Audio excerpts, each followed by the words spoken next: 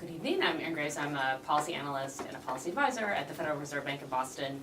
And I'm a co-author with Justin on the microblogging book. And I just thought I'd give a kind of brief explanation about what somebody at an institution like the Boston Fed might be doing, collaborating with Justin and working on these issues. So all the Federal Reserve banks across the nation have community development groups that work to promote access and equity for low and moderate income communities, and especially providing access to marginalized racial groups, and that comes out of the history of redlining that hopefully is ending, but not definitively in the U.S. from lending.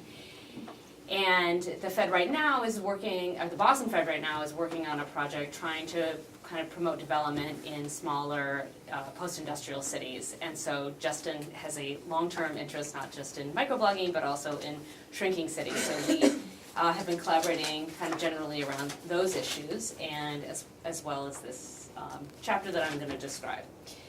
So as Justin said, it's a little unclear what, and as some of the questions kind of preview, what relationship do these emissions from Twitter have to do with anything on the ground, especially as it pertains to planning. So one of the forays into this that we made was trying to ground this in some and test it against some other urban reality.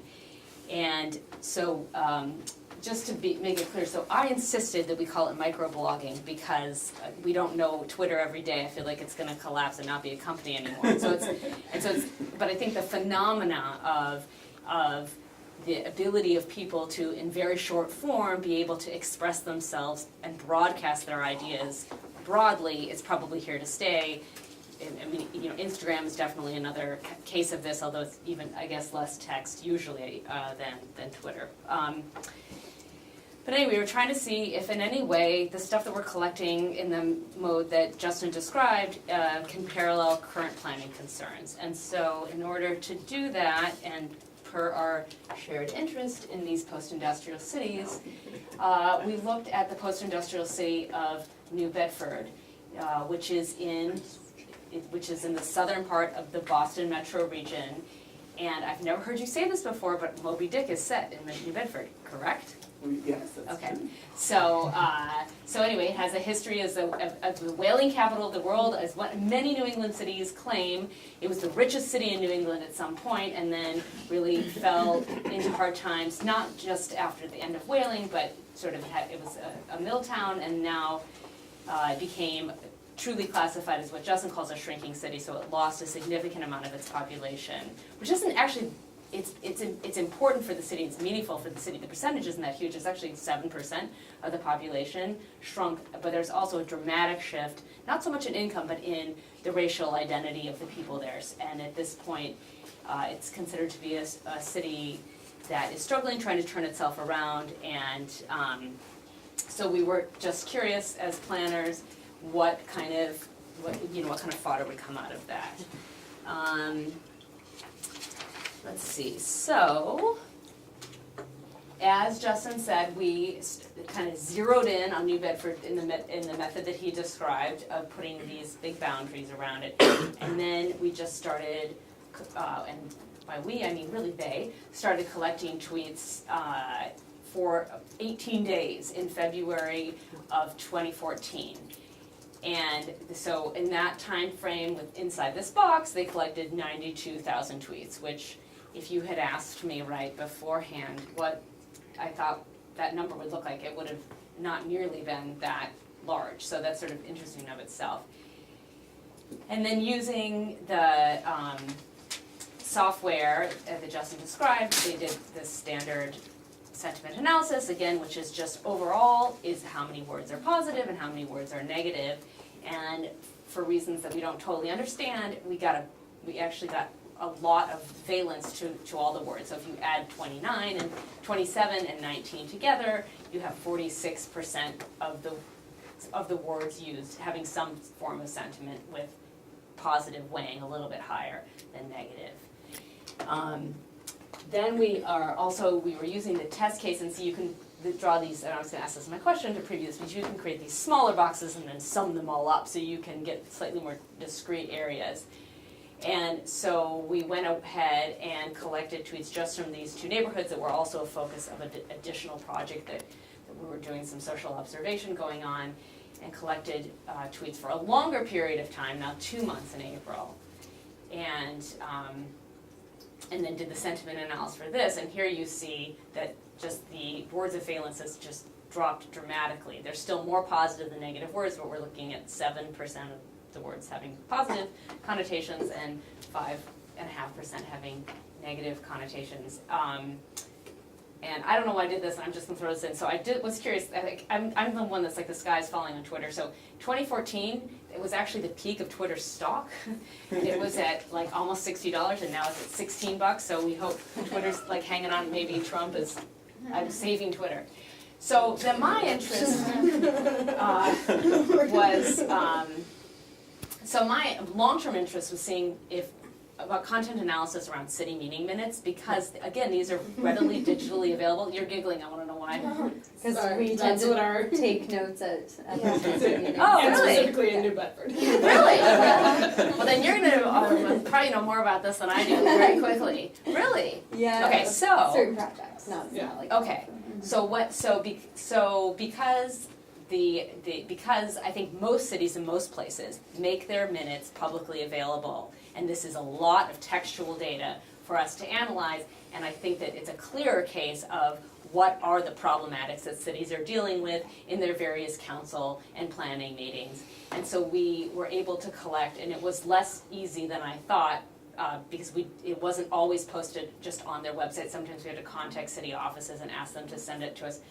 But most of the time you could get these transcribed notes. So we got 30 meeting minutes from these different from these different councils and such for 2013. So the time frame wasn't perfect because the Twitter time frame is 2014. And then again, we subjected it to the same sentiment analysis. We had 16,000 words.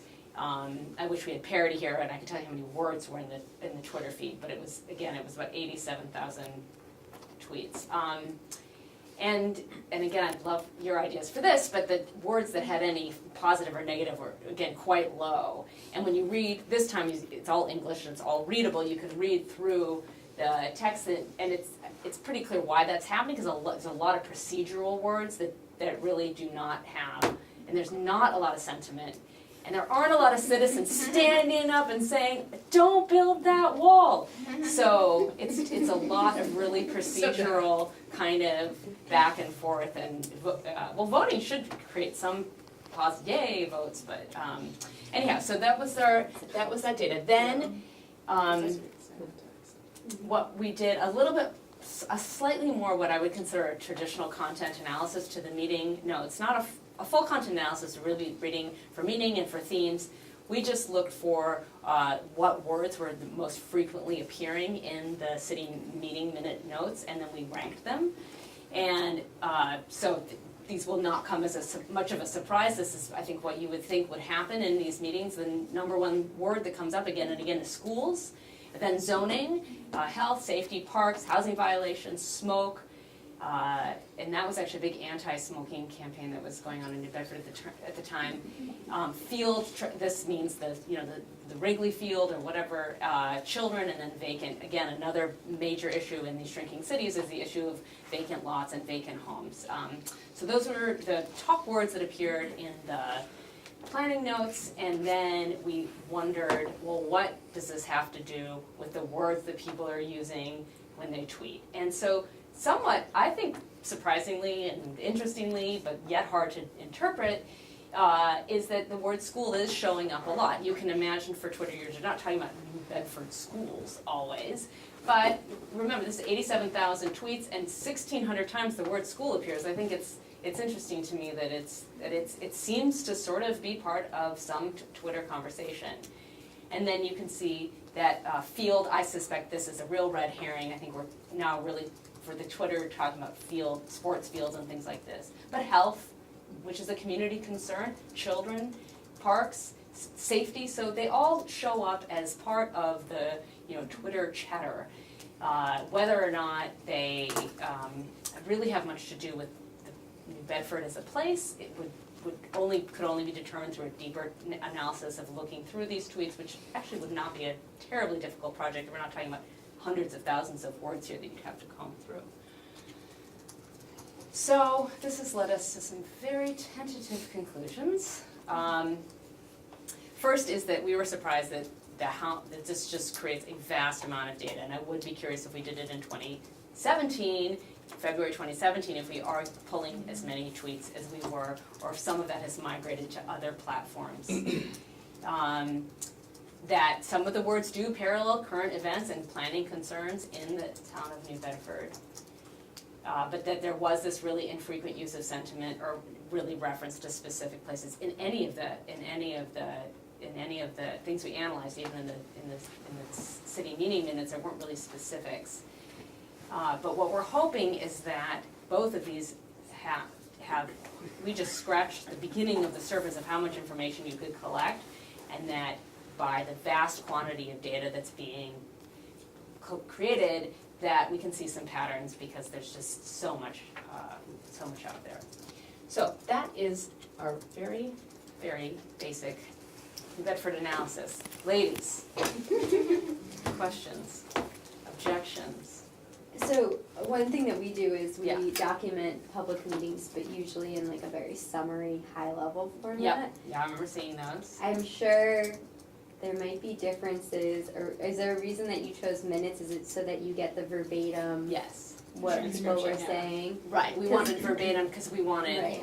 as many words as possible. Yeah. So what is your what do you provide? We're private consultants for public outreach. Oh, okay. Public projects. and Right. Agencies. So we work a lot with like the State Department of Transportation, and Okay. we'll go to those kinds of, Right. Green Line Extension, those kinds of I meetings. see. And we'll usually, so if it's like a formal hearing, Yeah. it'll be a transcript. Right. But if it's a more informal meeting, usually we do a summary. Right. Right. And a lot of times language gets sanitized. Yeah. at Well, that see, that's the level. Yeah. concern. That's why we want to be kind of one Mhm. level before that, so we Mhm. get the Yeah. dirty for Right, the Yeah. because we also So- get like email comments and Yeah. letters and things Yeah. that you Things could like add to that. Oh, really? Yeah. Yeah. Oh, that We would get be a lot of great. submissions. Yeah. That's how most people reach out. They don't necessarily speak up at public meetings, is that they Oh, that is send very us direct helpful. emails. Right, that makes a lot of sense, and that Or also hotline helps to calls. understand why the really public discourse that I was hoping to see in these meeting minutes is not Oh, there, yeah. but it is happening just electronically. Because you'll have over 100 people attend a meeting, but maybe only 20 people comment at that meeting. Right, Right. But then we could receive over 100 comments right, so from people feel emboldened I from behind the think screen. it's also like who attends Right. versus who doesn't have Yeah. time or can Right. have access. That's very interesting. All right, well, maybe I'll ask you for your data. If you had your druthers or more time or more resources, is Yeah. there a way that you would like want to next try to compare like reality, whatever that means, Yeah. to this kind of information beyond like comparing sentiments of words? Yeah, so I would do a more traditional content analysis of just really side by side, really looking through these tweets, determining which of them have anything to do with location, and So you'd have to go through it. go through it. Yeah, I don't think, for me, the next step, I'm very old-fashioned, but the next step is to read. I mean, honestly, doesn't take that much time anyway. I mean, I realize 87,000, but you might take a sample, or maybe there is a sophisticated thing we could talk about. You could separate, okay, I'm not gonna look at the tweets that are all at blah, blah, blah, because we know those are useless, or something like that. But the ones that use up the full character limit, or something where you know there's content there. But yeah, for me, my imagination is not great, so I would do traditional content analysis. You had a question? Yeah, maybe this is a more important way to go about this, but did you consider potentially equivalent words that were, I mean, you mentioned there was higher demographic use from Latinos and African Americans. Yeah. Did you try to pull in Spanish words Right. or any words that came from like the African American urban vernacular? Right. What a great segue to Cara. Incredible. Thank you. So we did not, but we were obviously aware this could be really important and exciting. So we tried, and I think that's what you're gonna. But you're not gonna talk about. You're not gonna read her chapter. Buy the book and read the chapter. We tried. Maybe you want to say a little bit. It was in Portuguese, but Well, Yeah, I maybe think- it'll be easier for everyone else to hear once you come up. So Oh, okay. Okay. unless there's any other. New Bedford planning questions, all right. I'm so glad you were here.